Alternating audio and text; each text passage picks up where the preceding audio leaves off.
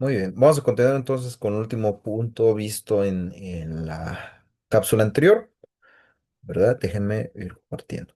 Ahora entonces, nos tenemos que el primer paso para poder hacer un análisis, en este caso bivarial, ¿verdad? De manera simple, es identificar esa dispersión de la información. O lo que es lo mismo, contrastar variable X y Y, dependiente e independiente, para ver cómo se comporta la información. En los gráficos de dispersión, la variable considerada dependiente, Y, se representa en el eje de las ordenadas, de manera vertical, ¿verdad? O vertical. Y la variable considera independiente en las abscisas o horizontal, en un plano cartesiano, ¿verdad? A veces no es posible esta distinción y la colocación se hará en función del interés de la representación del gráfico. Para ver la relación entre las variables estatura y peso, poniendo un ejemplo, ¿verdad? En este caso particular, no sé si indistinto si es X o Y, arbitrariamente se eligió, por ejemplo, estatura como X y peso como Y. De la matriz de los datos, hablando de matriz, se representa cada caso por un par de valores X y Y. Primero, entendamos que no sé cuántos datos hubieron, ¿verdad? Yo calculo a lo mejor unos 30. Me faltaría revisarlo, pero de 30 datos hay 30 registros, igual que vimos en su momento en estadística descriptiva, donde venía el número del alumno, por ejemplo, de la persona y su estatura, y el número del alumno asociado a su peso. De manera que hay tres datos registrados: la observación, estatura y peso. Una persona que se registró tiene asociado una estatura y un peso. Y así con cada uno de los datos.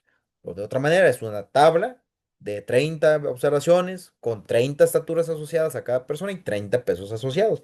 Y a partir de ese gráfico de tres entradas, en este caso doble entrada para X y Y, se puede colocar un gráfico de dispersión, ¿verdad?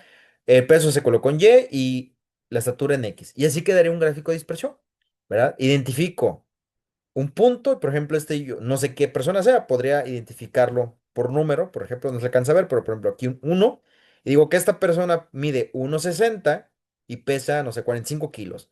Esta persona mide 1,72 y pesa arriba de 71 kilos.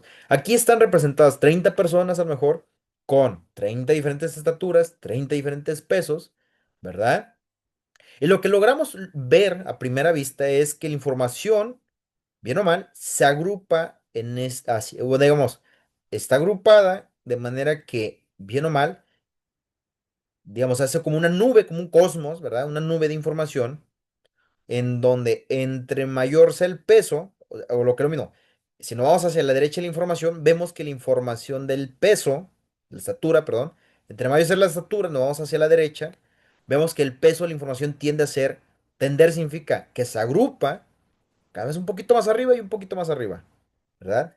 Si lo vemos de una manera, y nada más para hacer una anotación aquí, vemos que la información se agrupa de esta manera, ¿verdad? Es decir, que tiene un comportamiento que va ascendiendo en información. Si yo tuviera, por ejemplo, un peso, por poner algo, ¿no? Si yo midiera hasta 2,50 m, es un ejemplo. No hay gente que mida así, pero es un ejemplo. Probablemente los pesos estarían empezando a colocarse como una nube hacia estos lados. Y eso es con 30 datos, ¿no? Cuando n es igual a 30. Sí, hay 30 datos registrados, por poner un ejemplo. Cuando más información tengamos, la información vemos que se empieza a agrupar más en las secciones donde ya hay una agrupación previa, ¿verdad? Déjame borrar por acá.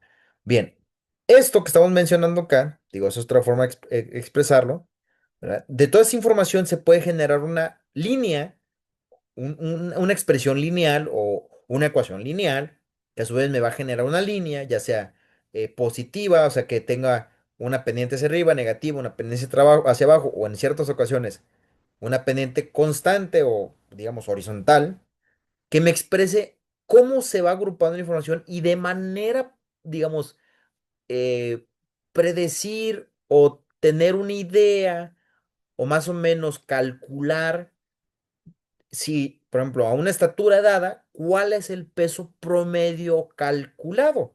¿Verdad?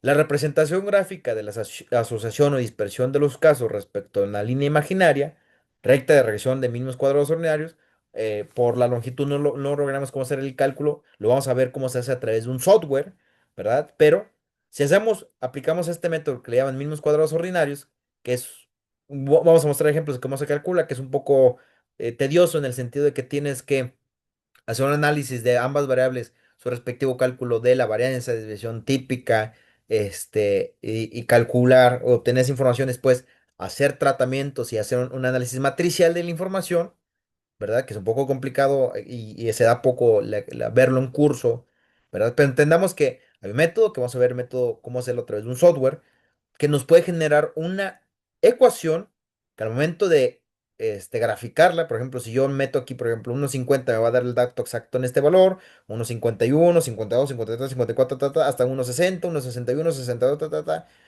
me va a dar como resultado un valor en Y o en el peso, ¿verdad?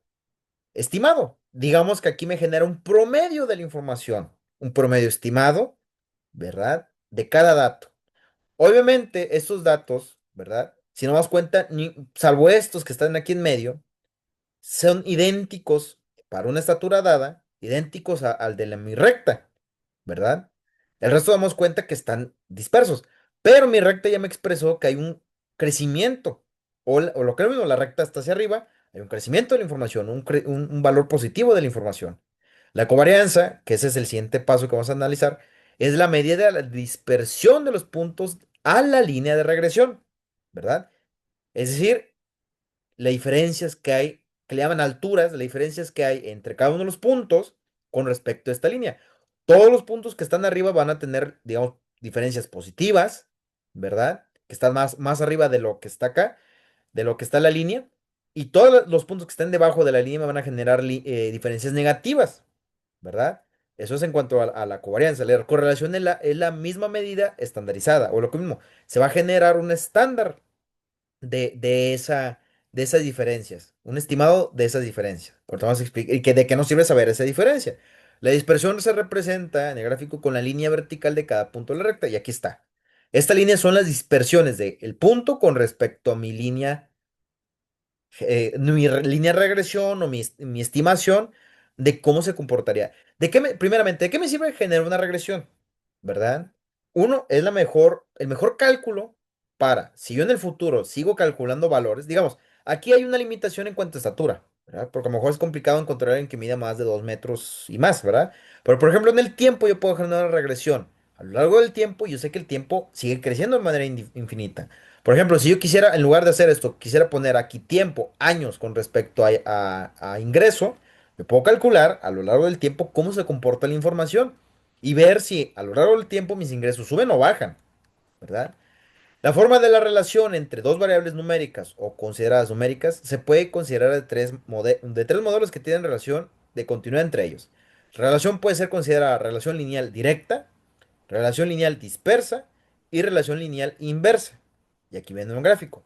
Es decir, si yo, por ejemplo, los datos los agrupo, digo, aquí no se alcanza a ver, pero digamos que aquí están yendo los puntitos. De entrada es complicado que se dé, ¿verdad? Pero lo que lo muestra el gráfico es, si yo tuviera los datos perfectamente alineados, así como están aquí, en lugar de que está así disperso, todos los tuviera sobre la línea, yo diría que tengo una relación lineal directa, inclusive diría perfecta. Hay una alineación perfecta lineal positiva, ¿verdad? La medida funcional, ¿por qué? Porque sabemos que mi variable X, lo que está abajo, perdón, mi variable Y, disculpen, está en función de X, o lo que es lo mismo. Sí, perfectamente me doy cuenta que mi variable dependiente se ve afectada por mi variable independiente, o lo que es lo mismo.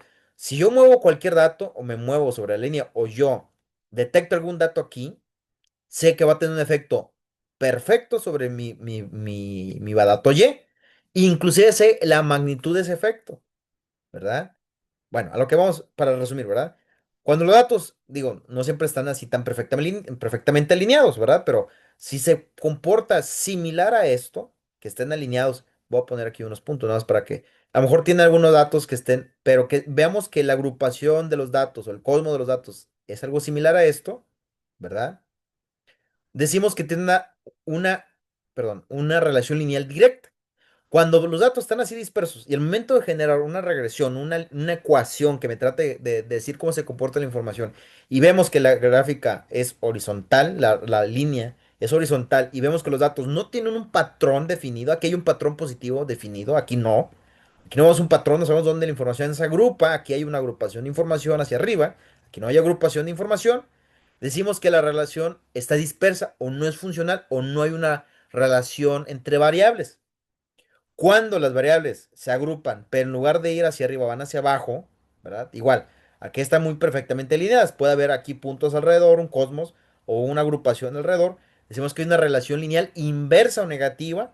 Sigue siendo funcional porque entre más avanza mi dato, ¿verdad? Mi información de la Y baja, ¿sí? Pero vemos que hay una relación en apariencia entre los datos, ¿verdad? Bien, aquí, hasta aquí dejamos esta cápsula y estaremos continuando en las siguientes.